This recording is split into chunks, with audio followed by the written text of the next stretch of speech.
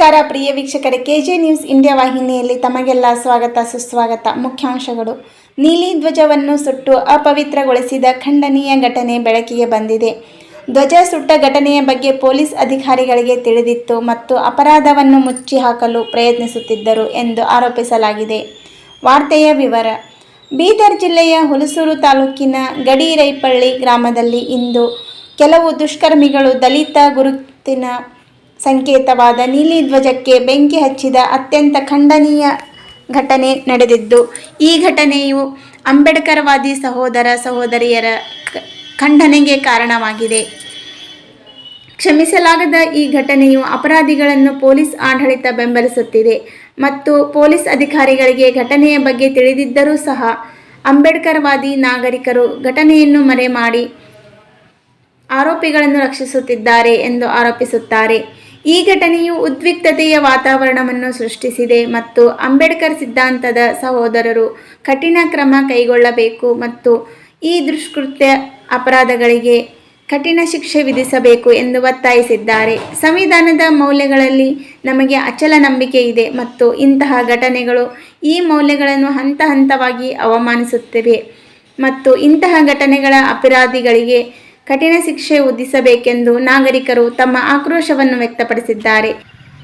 आज ग्राम गडीरायपळीमध्ये डॉक्टर बाबासाहेब आंबेडकर यांच्या फोटोसमोर पंचशील ध्वजा आणि निळा ध्वजा लावलेला होता.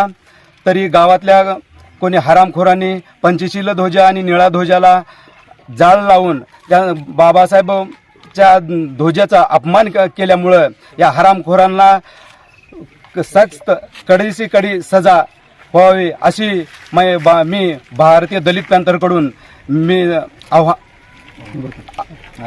आग्रह करतो. असं मी थोडं बोलून जय भीम. सर, जैसा कि हुलसूर तालुके के गडीरायपल्ली में जो डॉक्टर बाबा साहेब अम्बेडकर का जो नीला ध्वजा जलाया बोल के ऐसा आ रहा है सर, वो कौन जलाया सर? इसके बारे में आप क्या प्रतिक्रिया देना चाहेंगे सर? ये कौन जलाया हमको मालूम नहीं है. पुलिस के सामने हो गया है. पुलिस सीसीटीवी है, पुलिस है, सबके सामने ये हो गया है. वो लेकिन वो पुलिस वाले क्या कर रहे थे वो हम उसको पूछे तो पूछने के बाद बोले हम देखे रात तक कोई हमको मालूम है. वो सीसी कैमरा भी काम नहीं कर रहा है. हम सीसी कैमरा ट्राई करके देख के हम 2 दिन में रिपोर्ट देते बोल के बोल रहे. अगर से नहीं दिए तो आगे का हम कार्रवाई क्या है, हम हमारे हिसाब से हम दलित सब भारतीय दलित पैंथर की तरफ से और कोई संगठन हमको सपोर्ट करे तो सबको लेके उसको क्या उग्र होराट करेंगे.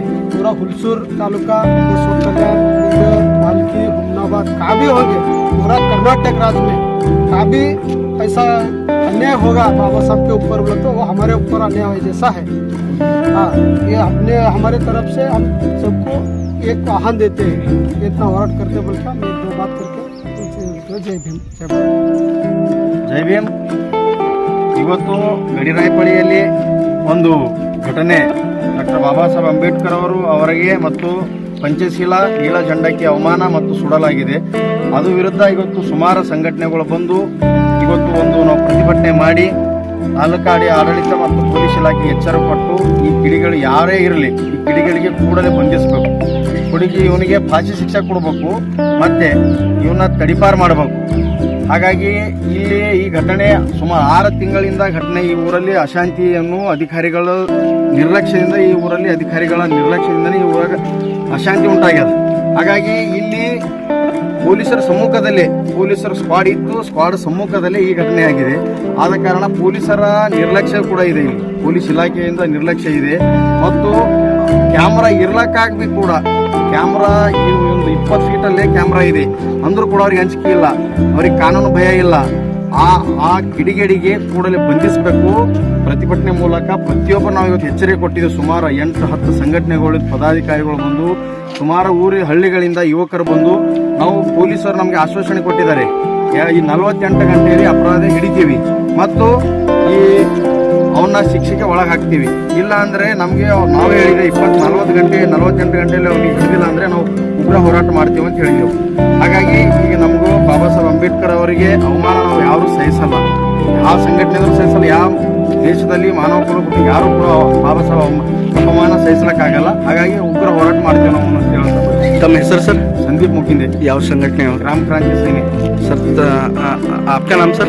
अंकुश कांबळे, संगठना सर भारतीय दलित कैंसर, कौन से पोस्ट पर है सर उसमें? मैं दलित कैंसर सेक्रेटरी कैशियर। आपका नाम सर? आपलं नाव? मारुती माधवराव गायकवाड, आपलं पोस्ट सर? भारतीय दलित पॅंथर हुलसूर तालुका अध्यक्ष. ಕೆಜೆ ನ್ಯೂಸ್ ಇಂಡಿಯಾ ವಾಹಿನಿ ಗಡಿ ರಾಯಪಳ್ಳಿ. ಈ ಚಾನೆಲ್ ಅನ್ನು ಸಬ್ಸ್ಕ್ರೈಬ್ ಮಾಡಿ ಮತ್ತು ಪಕ್ಕದಲ್ಲಿರುವ ಬೆಲ್ ಬಟನ್